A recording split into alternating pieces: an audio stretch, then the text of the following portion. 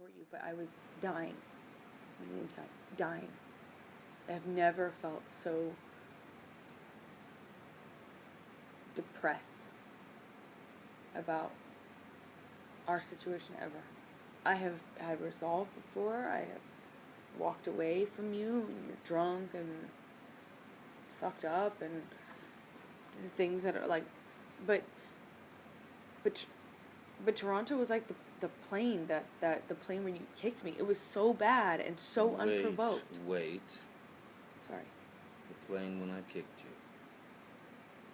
Can't just reference it like with the plane that I kicked you. You know which one I'm talking about, right? Like the one from a long time ago. It's on the tape recorder. If you're going to say that I kicked you, you'll say everything else you did. On the plane that I'm talking about is the plane from Boston. I did nothing to you. I mean, everyone can attest. Everyone will back that up. I did nothing to you that time. You were fucked up. You're real fucked. I'm talking about the long time ago. That was the only time in my relationship with you. Remember, I went back to New York that I felt so unsure about us. It was after Toronto.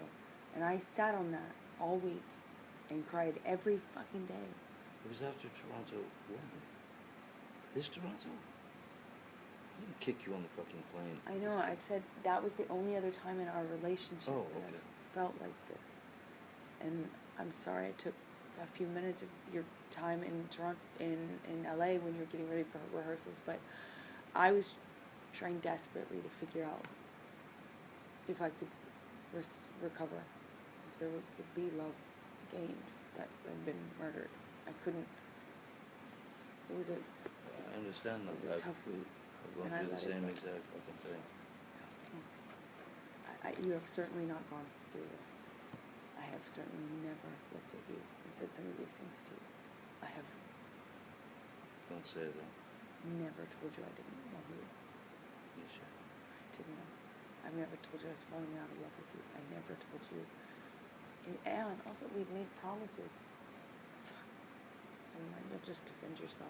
And me pointing out some of the things you did. I'm not defending myself. It just bounces right back at me. Hey, I'm not defending myself. You wanted me to say when I feel something, when I feel that I want to say something to you, that it was okay. That's the promise you gave me a little while ago. I'm telling you, if you lost memory last night of kicking me out the door with the fucker hitting me, again, and your memory is gone from you kicking the bathroom door and hitting me in the skull as I was bent down. I am Wait, sorry. if you have those memory fucking divots. I was upset. There was a lot going on, and I was on an Ambien. Okay, why are you obsessing over the fact that I can't remember it the way you remembered it? I said I was sorry. I didn't deny it. That. I'm not talking about that. What I want to get to is that you say to me, fucking unquestionably, like impenetrably, you never said, I don't want to fucking be with you. I'm not in love with you anymore. I'm falling out of love with you. Falling out of love with you. It was dark, man. It was a dark moment. If I let it go, I meant it. My mom said I've got to fucking forgive you or not, and I got to forgive you. If I want to be with you, I've got to forgive you. I've got to forgive you if I want to be with you.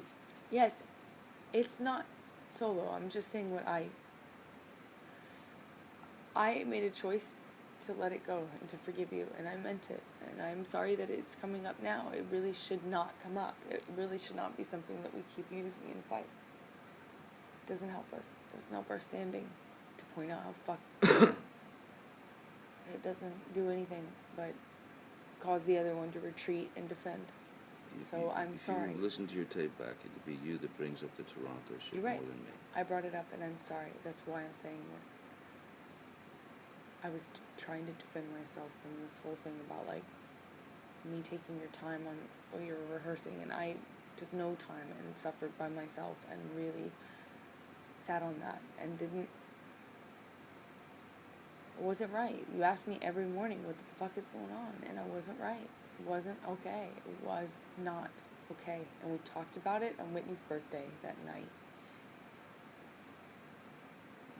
And you promised never to go there again.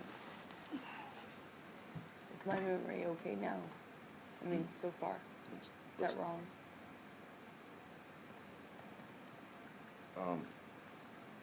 No, yeah, as far as Whitney's party and I promised never to go there again and all that shit. Yeah, we did. But All right, so the I time things just. But look. doesn't You matter. see it differently. I felt like I took 5 minutes of your time, and you felt like I took 30 minutes, and it's probably somewhere in between, to be honest. Okay, so we're obsessing over it. It's pointless. It's fighting for nothing. You gotta be able to hear what I need, and when you do something wrong, it cannot be impossible ever to say to you, you gotta be responsible. I hold you responsible, But and when I know do no one something else wrong does. that affects you in the wrong way. We have to live together. Yes. Everyone else gets to go home. First time you said we, by the way. Pardon. It's practically the first time that you've said we. Okay. We have to live together. And I have said we a lot, by the way, in this conversation. We have to live together, and we both have quirks and corners. Maybe you remember me saying this earlier. We both have shit that we need to, puzzle pieces that we need to curve out to fit with the other, you know, to fit in a life with someone. And sometimes we fit perfectly. Sometimes I think we get hurt and don't know what to do with it. We don't have an outlet for it. We're still holding on to it and not admitting we're holding on to it. We still kind of hate the other one for the things they've said to you, you know. It's just, and we don't let it go. And then it comes up, a fight comes up, instigated by the same patterns, you know. Me getting mad at you about something and you getting mad at me about something. And then all the shit comes up from all the fights. Why can't we just, like be humble enough to say, oh shit, I'm sorry, when we fuck up? Why is it like this? I don't know how to answer that question. I mean, I'd love to be. If I'm not being that, I would love to be. It takes humility, and I know I'm the only person that holds you accountable really in your life in an overt way. But if you're late or you fuck off and you ignore me, and I'm waiting on you, it's rude and it makes me feel bad, and I have to be able to say it. And yesterday, I'm really sorry for how I reacted, but that was it, me not knowing how to fucking have a normal fight with that could have been normal. It's like, that's normal, no? A normal couple thing. It could have been small, like you said earlier. It could have been 2 seconds. Yes, but me not imagining that you could give it that or allow it to be made me.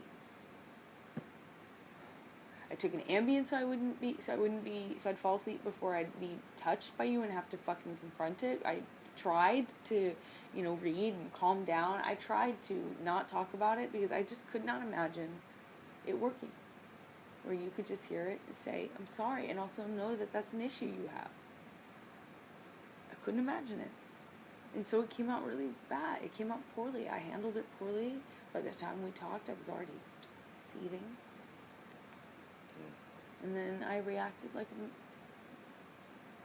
a person that has been hurt over many, many fights and holding on to probably some things without knowing it. And I reacted because I thought, fuck it. I don't want Toronto. I don't want to be the person that sits there and says, I love you, while someone's looking at you in the eye and telling you that no one likes you and that they don't like you anymore and they don't love you and you're ugly and all this shit. I didn't want to be the one that did that. I didn't want to take the high road. And I want us to both, look, I feel like one of us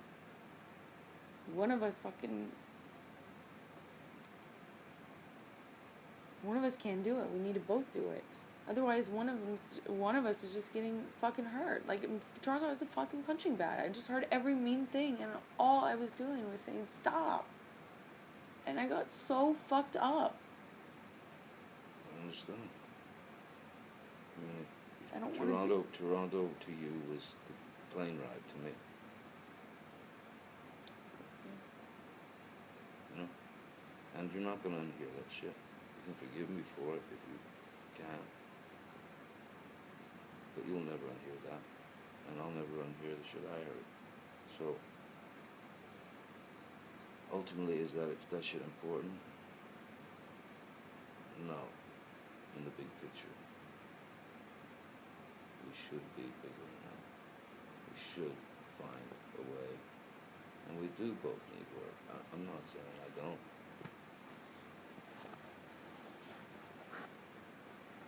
Both need to work on it.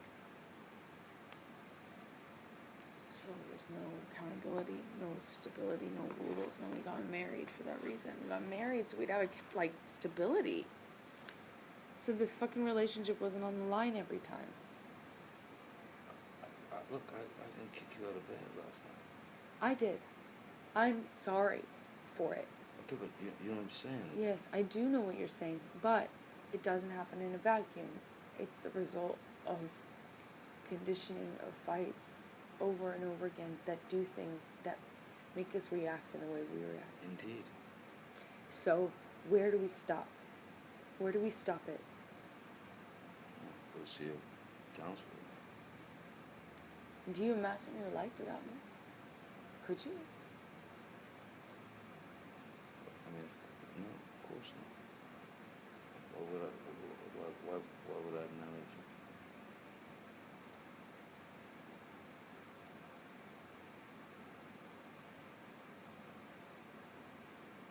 No, I love you.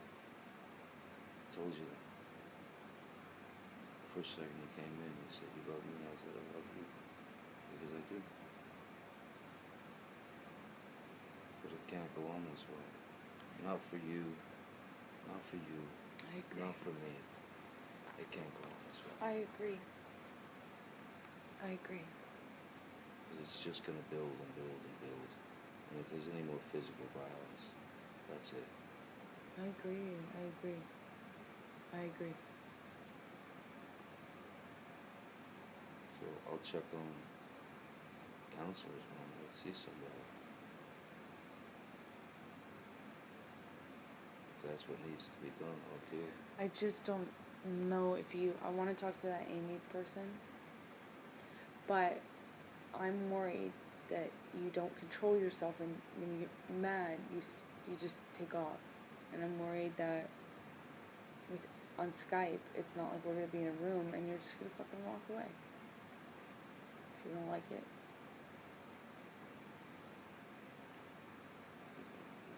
It's not about me liking, you know, these horrible truths. I don't like them now. And I'm not walking away. Mm-hmm. True. What I'm concerned with is the truth. There's no fucking way that if you change a story, or if I change a story, there's no point in us seeing a fucking straight. Yeah. There There is no... I see...